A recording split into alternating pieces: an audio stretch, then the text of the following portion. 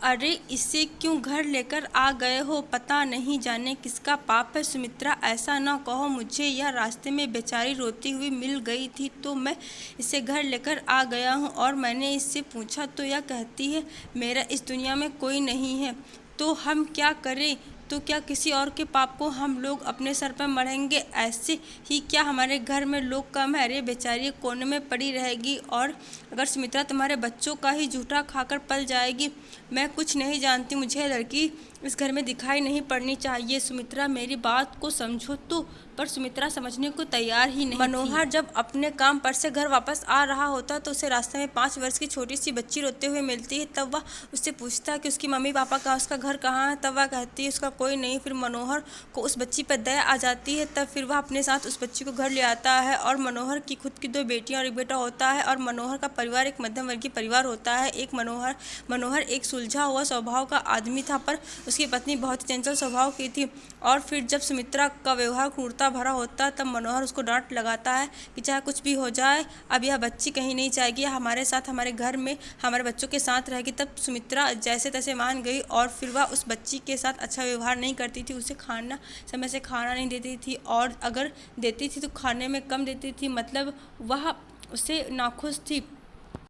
पर मनोहर जब शाम को घर आता फिर वह उस बच्ची के साथ अच्छा व्यवहार करता, उसे खाना खिलाता और बिल्कुल एक पिता की तरह उसके साथ व्यवहार कर रहा था। और फिर जब मनोहर दूसरे दिन काम पर गया तब उसे काम में बहुत ज़्यादा लाभ हुआ। और फिर जब वह वापस आता तो बहुत सारी खरीदारी करके आता, मिठाइयाँ लेकर घर आता है और साथ में बहुत खुश भी होता है। पर उसे यह समझ नहीं आ रहा था कि अचानक से इतना सब कुछ कैसे बदलने लगा।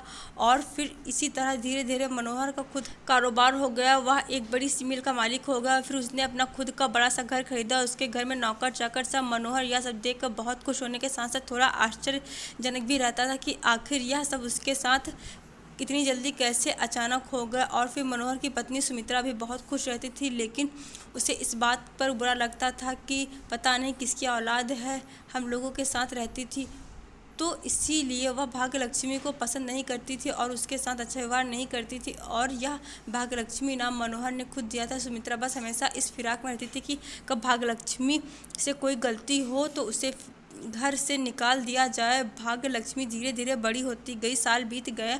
और फिर एक दिन मनोहर को काम से के सिलसिले में शहर से बाहर जाना पड़ा। और इसी बीच सुमित्रा ने भाग्यलक्ष्मी को छोटी सी गलती पर घर से निकाल दिया। और फिर मनोहर जो काम के लिए शहर से बाहर गया था वह काम भी नहीं बना। और फिर उसके बाद उसके गांव में ऐसी बाढ़ आई कि उसके घर को सब उजाड़ दिया, सब कुछ उसका तहस नहस कर दिया। और मनोहर की पत्नी सुमित्रा मानो पागल सी हो गई। और जब मनोहर दुखी होकर वापस आता तो उसे यह सब देखा उसने यह सब देखा तो बिल्कुल पागल सा हो गया। उसने यह सारी हालत देखी उसके घर की, और भाग्यलक्ष्मी की उसकी पत्नी सुमित्रा के घर से निकाल दिया। यह मनोहर को जब इस बात का पता चला तब वह बहुत दुखी होता। फिर मनोहर को कहीं ना कहीं इस बात का एहसास होने लगता कि जो भी उसके दिन बदले थे वह सिर्फ भाग्यलक्ष्मी की वजह से थे, उसने उसके लिए वरदान थी। और जब यह बात मनोहर सुमित्रा को बताता, सुमित्रा मानने को तैयार नहीं थी और उस लड़की को वजह से बिल्कुल भी नहीं। यह सब आपकी मेहनत और माता रानी की मेहरबानी से हुआ था।